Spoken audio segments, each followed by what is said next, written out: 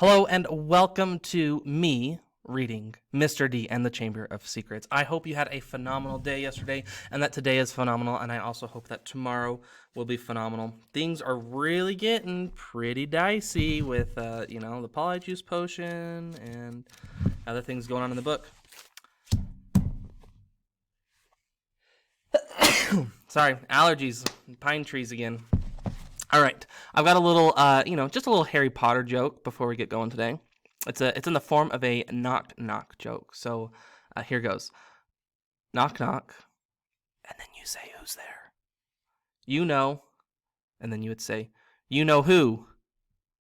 And that's the joke, right? It's a, it's a it's a he who must not be named joke, right? You know who. Knock knock, who's there? You know who. Get it? Yeah. No, that was my best one. I know what you're saying, but no, that's the best joke I've probably given all year, for sure. All right. Enough of the you know who jokes, because you know who is not a joking matter. Yeah. Chapter 13: The Very Secret Diary. Hermione remained in the hospital wing for several weeks. There was a flurry of rumor about her disappearance when the rest of the school arrived back from their Christmas holidays because, of course, everyone thought that she'd been attacked. So many students filed past the hospital wing trying to catch a glimpse of her that Madame Pomfrey took out her curtains again and placed them around Hermione's bed to spare her the shame of being seen with a furry face. Harry and Ron went to visit her every evening. When the new term started, they brought her each day's homework. If I'd sprouted whiskers, I'd take a break from work, said Ron, tipping a stack of books onto Hermione's bedside table one evening. Don't be silly, Ron. I've got to keep up, said Hermione briskly. Her spirits were greatly improved by the fact that all her hair had gone from her face and her eyes were slowly turning back to brown. I don't suppose you've got any new leads, she added in a whisper so that Madame Pomfrey couldn't hear her. Nothing, said Harry gloomily. I was so sure it was Malfoy, said Ron for about the 100th time. What's that? Asked Harry, pointing to something gold sticking out from under Hermione's pillow. Oh, just a get well card, said Hermione hastily, trying to poke it out of sight. But Ron was too quick for her. He pulled it out, flicked it open, and read aloud. To Miss Granger, wishing you a speedy recovery from your concerned teacher, Professor Gilderoy Lockhart, Order of Merlin, 3rd class, honorary member of the Dark Force Defense League, and 5-time winner of Witch Weekly's Most Charming Smile Award. Ron looked up at Hermione, disgusted. You sleep with this under your pillow? But Hermione was spared answering by Madame Pomfrey sweeping over with her evening dose of medicine. Is Lockhart the smarmiest bloke you've ever met, or what? Ron said to Harry as they left the infirmary and started up the stairs toward Gryffindor Tower. Snape had given them so much homework, Harry thought he was likely to be in 6th year before he finished it. Ron was just saying he wished he had asked Hermione how many rat tails you were supposed to add to a hair-raising potion when an angry outburst from the floor above reached their ears. That's Filch, Harry muttered as they hurried up the stairs and paused out of sight, listening hard. You don't think someone else has been attacked, do you? Said Ron tensely. They stood still, their heads inclined towards Filch's voice, which sounded quite hysterical. Even more work for me to do, mopping all night, like I haven't got enough to do. No, this is the final straw. I'm going to Dumbledore. His footsteps receded along the out-of-sight corridor, and they heard a distant door slam. They poked their heads around the corner. Filch had clearly been manning his usual lookout post. They were once again on the spot where Mrs. Norris had been attacked. They saw at a glance what Filch had been shouting about. A great flood of water stretched over half the corridor, and it looked as though it was still seeping from under the door of Moaning Myrtle's bathroom. Now that Filch had stopped shouting, they could hear Myrtle's wails echoing off the bathroom walls. Now, what's up with her? Said Ron. Let's go and see, said Harry, holding their robes over their ankles. They stepped through the great wash of water to the door, bearing its out-of-order sign, ignored it, as always, and entered. Moaning Myrtle was crying, if possible, louder and harder than ever before. She seemed to be hiding down her usual toilet, It was dark in the bathroom because the candles had been extinguished in the great rush of water that left both walls and floor soaking wet. "What's up, Myrtle?" said Harry. "Who's that?" gluggled Myrtle miserably. "Come to throw something else at me?" Harry waded across to her stall and said, "Why would I throw something at you?" "Don't ask me," Myrtle shouted, emerging with a wave of yet more water which splashed onto the already sopping floor. "Here I am, minding my own business, and somebody thinks it's funny to throw a book at me." "But it can't hurt you if someone throws something at you," said Harry reasonably. "I mean, it'd just go right through you, wouldn't it?" He had said the wrong thing. Myrtle puffed herself up and shrieked, "Let's all throw books at Myrtle because she can't feel it. 10 points if you can get it through her stomach. 50 points if it goes through her head. Well, ha ha ha, what a lovely game, I don't think." "Who threw it at you anyway?" asked Harry. "I don't know. I just was sitting in the U-bend thinking about death, and it fell right through the top of my head," said Myrtle, glaring at them. "It's over there. It got washed out." Harry and Ron looked under the sink where Myrtle was pointing. A small thin book lay there. It had a shabby black cover and was as wet as everything else in the bathroom. Harry stepped forward to pick it up, but Ron suddenly flung out an arm to hold him back. "What?" said Harry. "Are you crazy?" said Ron. "It could be dangerous." "Dangerous?" said Harry, laughing. "Come off it. How could it be dangerous?" "You'd be surprised," said Ron, who was looking apprehensively at the book. "Some of the books the ministry's confiscated," Dad's told me. "There was one that burned your eyes out. And everyone who read Sonnets of a Sorcerer spoke in limericks for the rest of their lives. And some old witch in Bath had a book that you could never stop reading. You just had to wander around with it with your nose in it, trying to do everything one-handed. And, all right, I've got the point," said Harry. The book lay on the floor, nondescript and soggy. "Well, we won't find out unless we look at it," he said. And he ducked around Ron and picked it up off the floor. Harry saw at once that it was a diary, and the faded year on the cover told him it was 50 years old. He opened it eagerly. On the first page, he could just make out the name, T.M. Riddle, in smudged ink. "Hang on," said Ron, who had approached cautiously and was looking over Harry's shoulder. "I know that name. T.M. Riddle got an award for special services to the school 50 years ago." "How on earth do you know that?" said Harry in amazement. "Because Filch made me polish his shield about 50 times in detention," said Ron resentfully. "That was the one I burped slugs all over. If you'd wiped slime off of a name for an hour, you'd remember it too." Harry peeled the wet pages apart. They were completely blank. There wasn't even the faintest trace of writing on any of them, not even Auntie Mabel's birthday, or dentist, or 3:30. "He never wrote in it," said Harry, disappointed. "I wonder why someone wanted to flush it away," said Ron, curiously. Harry turned to the back cover of the book and saw the printed name of a variety store on Vauxhall Road, London. "He must have been Muggle-born," said Harry thoughtfully, "to have bought a diary from Vauxhall Road." "Well, it's not much use to you," said Ron. He dropped his voice. 50 points if you can get it through Myrtle's nose." That's funny. Harry, however, pocketed it. Hermione left the hospital wing, de-whiskered, tailless, and fur-free at the beginning of February.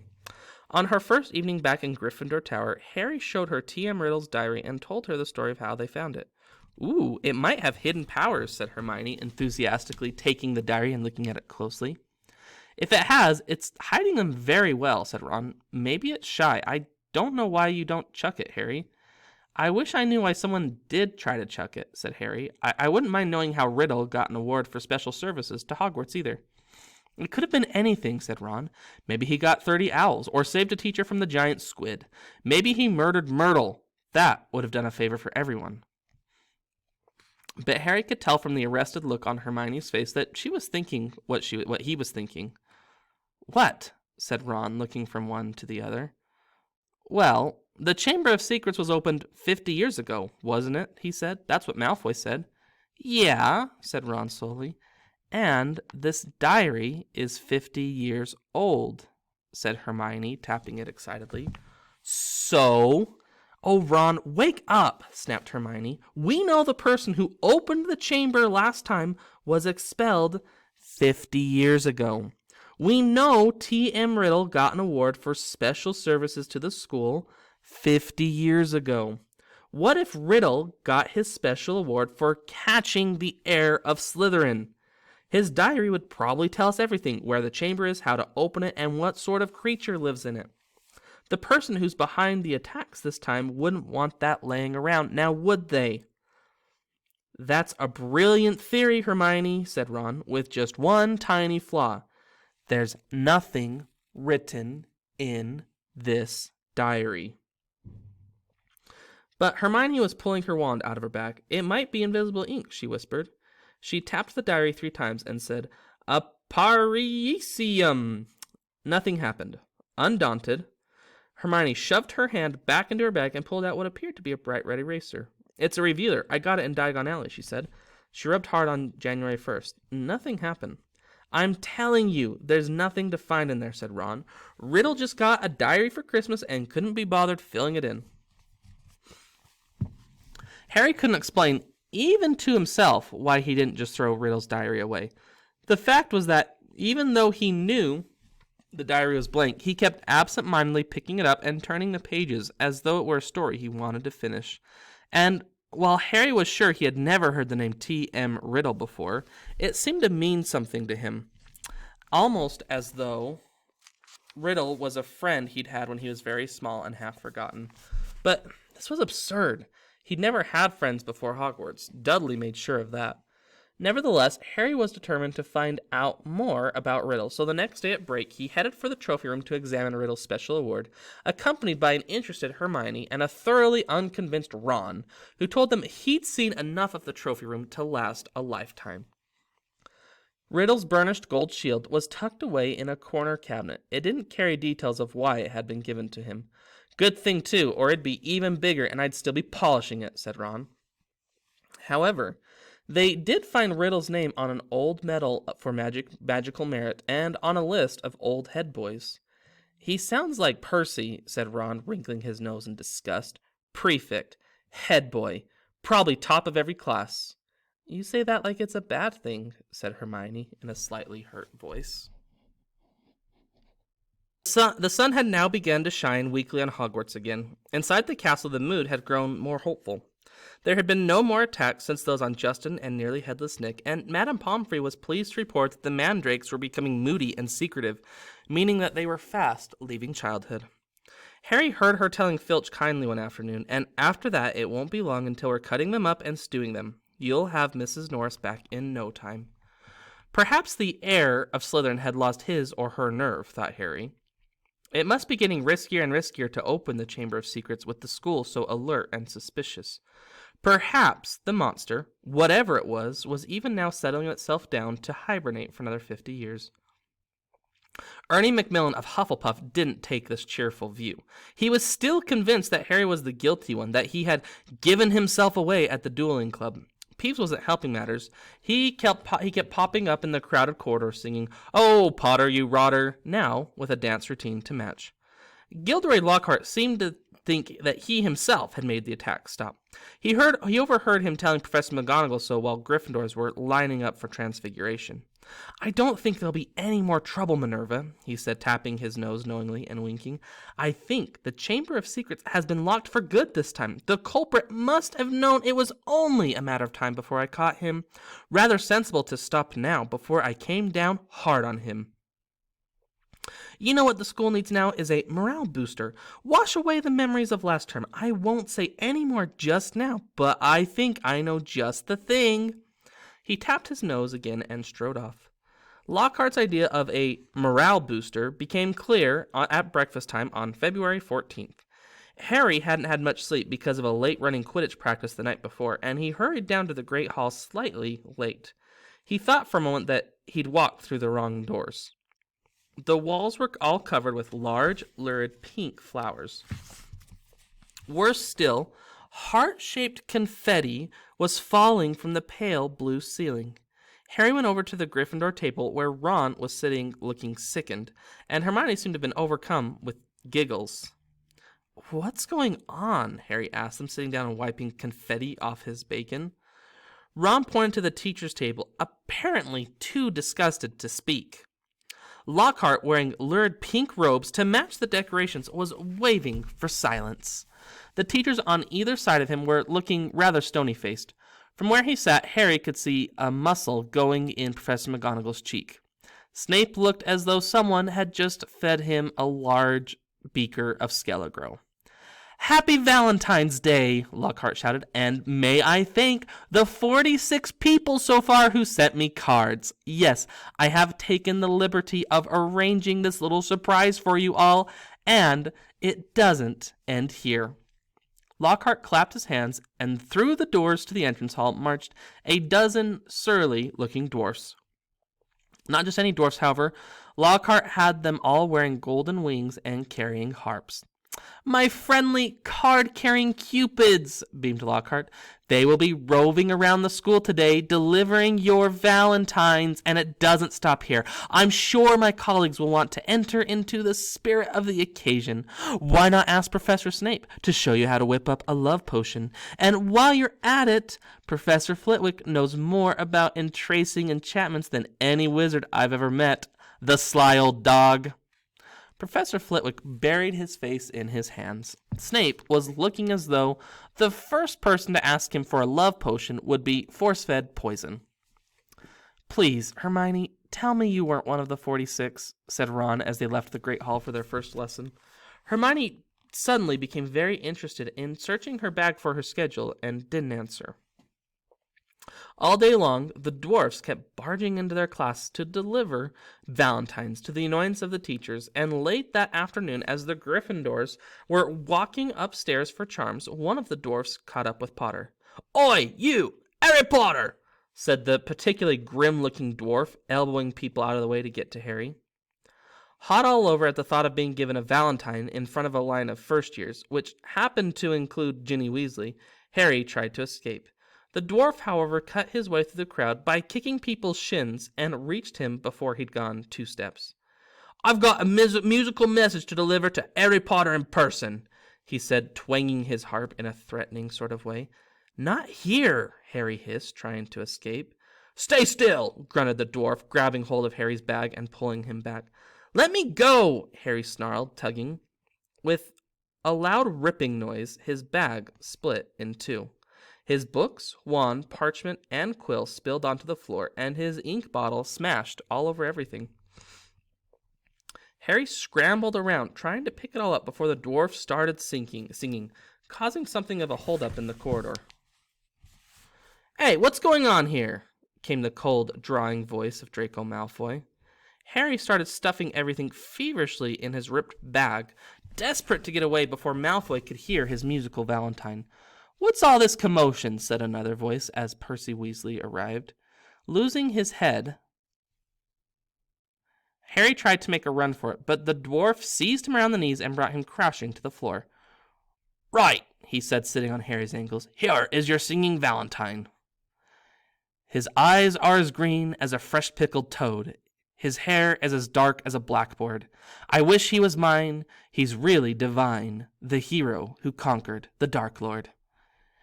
Harry would have given all the gold in Gringotts to evaporate on the spot. Trying valiantly to laugh along with everyone else, he got up, his feet numb with the weight of the dwarf, as Percy Weasley did his best to disperse the crowd, some of whom were crying with mirth. "Off you go. The bell rang 5 minutes ago. Go, off!" And he said, shooing some of the younger students away. "And you, Malfoy." Harry, glancing over, saw Malfoy stoop and snatch up something. Leering, he showed it to Crabbe and Goyle, and Harry realized that he'd got Riddle's diary. "Give that back," said Harry, quietly. "Wonder what Potter's written in this," said Malfoy, who obviously hadn't noticed the year on the cover and thought he had Harry's own diary. A hush fell over the onlookers. Ginny was staring from the diary to Harry, looking terrified. "Hand it over, Malfoy," said Percy sternly. "When I've had a look," said Malfoy, waving the diary tauntingly at Harry. Percy said, as school prefect, but Harry had lost his temper. He pulled out his wand and shouted, Expelliarmus! And just as Snape had disarmed Lockhart, so Malfoy found the diary shooting out of his hand and into the air. Ron, grinning broadly, caught it.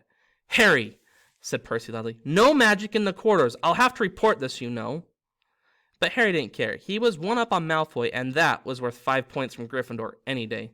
Malfoy's looking furious, and as Ginny passed him to enter her classroom, he yelled spitefully after her. I don't think Potter liked your Valentine much. Ginny covered her face with her hands and ran into class. Snarling, Ron pulled out his wand too, but Harry pulled him away. Ron didn't need to spend all of Charms belching slugs. It wasn't until they had reached Professor Flitwick's class that Harry noticed something odd about Riddle's diary. All his other books were drenched in scarlet ink. The diary, however, was as clean as it had been before the ink bottle had smashed all over it. He tried to point this out to Ron, but Ron was having trouble with his wand again. Large purple bubbles were blossoming out of the end, and he wasn't interested in much anything else. Harry went to bed before anyone else in his dormitory that night.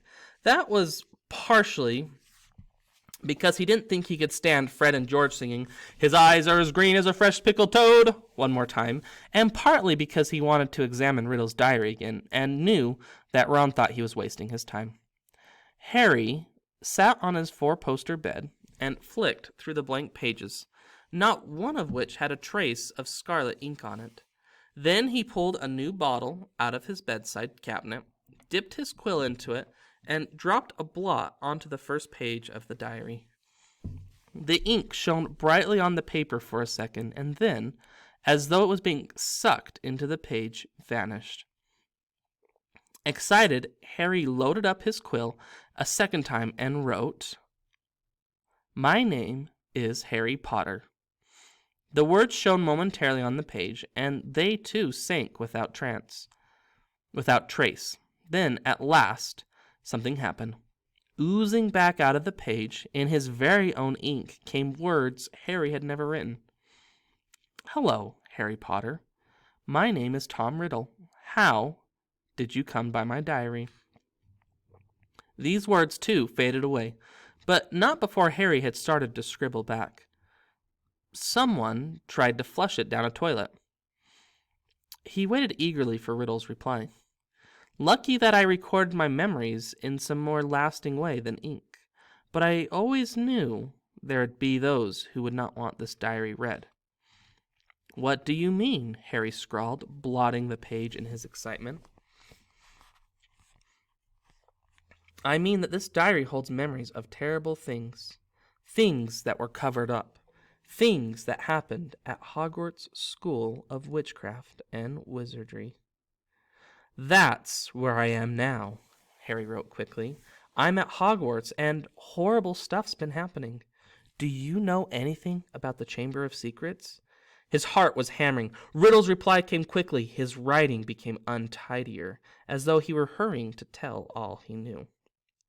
Of course I know about the Chamber of Secrets. Should I stop reading there? Yeah, I think that's a good place to stop. I'll just put the bookmark in. Yeah, and that's okay. There's like 7 pages left in the chapter, but it's all good. We'll just stop there. We don't need to really learn about the Chamber of Secrets. Oh, all right, fine. Riddle's reply came quickly, his writing untidier, as though he was hurrying to tell all he knew. Of course I know about the Chamber of Secrets. In my day, they told us it was a legend, that it did not exist, but this was a lie. In my 5th year, the chamber was opened, and the monster attacked several students, finally killing one. I caught the person who'd opened the chamber, and he was expelled. But the headmaster, Professor Dippet, ashamed that such a thing had happened at Hogwarts, forbade me to tell the truth. A story was given out that the girl had died in a freak accident. They gave me a nice, shiny, engraved trophy for my trouble, and warned me to keep my mouth shut. But I knew it could happen again. The monster lived on, and the one who had the power to release it was not imprisoned. Harry nearly upset his ink bottle. Harry nearly spilled his ink bottle, in his hurry to write back. It's happening again now. There have been 3 attacks, and no one seems to know who's behind them. Who was it last time? I can show you if you'd like, came Riddle's reply. You don't have to take my word for it. I can take you inside my memory of the night when I caught him. Harry hesitated, the quill suspended over the diary. What did Riddle mean? How could he be taken inside somebody else's memory? He glanced nervously at the door to the dormitory, which was growing dark. When he looked back at the diary, he saw fresh words forming. Let me show you. Harry paused for a fraction of a second and then wrote 2 letters. OK. The pages of the diary began to blow as though caught in a high wind, stopping halfway through the month of June. Mouth hanging open, Harry saw that the little square for June 13th seemed to have turned into a minuscule television screen. His hands trembling slightly, he raised the book to press his eye against the little window. And before he knew what was happening, he was tilting forward. The window was widening. He felt his body leave his bed, and he was pitched headfirst through the opening in the page into a whirl of color and shadow. He felt his feet hit solid ground and stood, shaking as the blurred shapes around him suddenly came into focus. He immediately knew where he was. The circular room with the sleeping portraits was Dumbledore's office, but it wasn't Dumbledore who was sitting behind the desk. A wizened, frail-looking wizard, not lizard, a wizened, frail-looking lizard, no, let's try that again. A wizened, frail-looking wizard, bald except for a few wisps of white hair, was reading a letter by candlelight. Harry had never seen this man before. I'm sorry, he said shakily, I didn't mean to butt in. But the wizard didn't look up. He continued to read, frowning slightly. Harry drew nearer to his desk and stammered, I'll just go, shall I? Still, the wizard ignored him. He didn't seem to even have heard him. Thinking that the wizard might be deaf, Harry raised his voice. Sorry, I disturbed you. I'll go now, he half shouted. The wizard folded up the letter with a sigh, stood up, and walked past Harry without glancing at him, and went to draw the curtains at his window. The sky outside the window was ruby red. It seemed to be sunset. The wizard went back to his desk, sat down, and twiddled his thumbs, watching the door. Harry looked around the office. There was no Fawkes the Phoenix, no whirring silver contraptions. This was Hogwarts as Riddle had known it, meaning that this unknown wizard was headmaster, not Dumbledore, and that he, Harry, was a little more than a phantom, completely invisible to the people of 50 years ago. There was a knock on the office door. Enter, said the old wizard in a feeble voice. A boy of about 16 entered, taking off his hat. A silver prefect's badge was glinting on his chest. He was much taller than Harry, but he too had jet black hair. Ah, Riddle, said the headmaster. You wanted to see me, Professor Dippet? Said Riddle. He looked nervous. Sit down, said Dippet. I've just been reading the letter you sent me. Oh, said Riddle. He sat down, gripping his hands together very tightly. My dear boy, said Dippet kindly, I cannot possibly let you stay at home over the summer. Surely you want to go home for the holidays. No, said Riddle at once. I'd much rather stay at Hogwarts than go back to that. You live in a Muggle orphanage during the holidays, I believe, said Dippet curiously. Yes, sir, said Riddle, reddening slightly. You are Muggle-born? Half-blood, sir, Muggle father, witch mother. And both your parents? My mother died just after I was born, sir. They told me at the orphanage that she lived just long enough to name me. Tom, after my father. Marvolo, after my grandfather. Dippet clicked his tongue together sympathetically. The thing is, Tom, he sighed, special arrangements might have been made for you, but in the current circumstances... You mean all these attacks, sir? Said Riddle, and Harry's heart leapt, and he moved closer, scared of missing anything. Precisely, said the headmaster. My dear boy, you must see how foolish it would be of me to allow you to remain at the castle when the term ends, particularly in the light of the recent tragedy. The death of that poor little girl. You will be safer by far at your orphanage. As a matter of fact, the Ministry of Magic is even now talking about closing the school. We're no nearer locating the source of all this unpleasantness. Riddle's eyes had widened. Sir, if the person was caught, if it all stopped, "What do you mean?" said Dippet with a squeak in his voice, sitting up in his chair. "Riddle, do you know anything about these attacks?" "No, sir," said Riddle quickly. But Harry was sure that it was the same sort of no that he himself had given Dumbledore. Dippet sank back, looking faintly disappointed. "You may go, Tom." Riddle slid off his chair and slouched out of the room. Harry followed him. Down the moving spiral staircase they went, emerging next to the gargoyle in the darkening corridor. Riddle stopped, and so did Harry, watching him. Harry could tell that Riddle was doing some serious thinking. He was biting his lip. His forehead was furrowed. Then, as though he had suddenly reached a decision, he hurried off, Harry gliding noiselessly behind him. They didn't see another person until they reached the entrance hall, when a tall wizard with long, sweeping auburn hair and a beard came to Riddle from the marble staircase. "What are you doing, wandering around this late, Tom?" Harry gaped at the wizard. He was none other than a 50-year younger Dumbledore. "I had to see the headmaster, sir," said Riddle. "Well, hurry off to bed," said Dumbledore, giving Riddle exactly the kind of penetrating stare Harry knew so well. "Best not to roam the corridors these days, not since—" He sighed heavily, bade Riddle good night, and strode off. Riddle watched him walk out of sight, and then, moving quickly, headed straight down the stone steps to the dungeons, with Harry in hot pursuit. But to Harry's disappointment, Riddle led him not into a hidden passageway or a secret tunnel, but to the very dungeon in which Harry had potions with Snape. The torches hadn't been lit, and when Riddle pushed the door almost closed, Harry could only just see him, standing stock still by the door, watching the passageway outside. It felt to Harry that they were there for at least an hour. All he could see was the figure of Riddle at the door, staring through the crack, waiting like a statue. And just when Harry had stopped feeling expectant and tense and started wishing he could return to the present, he heard something move beyond the door. Someone was creeping along the passage. He heard whoever it was pass through the dungeon where he and Riddle were hidden. Riddle, quiet as a shadow, edged through the door and followed, Harry tiptoeing behind him, forgetting that he couldn't be heard. For perhaps 5 minutes they followed the footsteps, until Riddle stopped suddenly, his head inclined in the direction of new noises. Harry heard the door creak open, and then someone speaking in a hoarse whisper. "Come on, gotta get you out of here. Come on, in the box." There was something familiar about that voice. Riddle suddenly jumped around the corner. Harry stepped out behind him. He could see the dark outline of a huge boy who was crouching in front of an open door, a very large box next to it. "Evening, Rubeus," said Riddle sharply. The boy slammed the door shut and stood up. "What are you doing down here, Tom?" Riddle stepped closer. "It's all over," he said. "I'm going to have to turn you in, Rubeus. They're talking about closing Hogwarts if the attacks don't stop."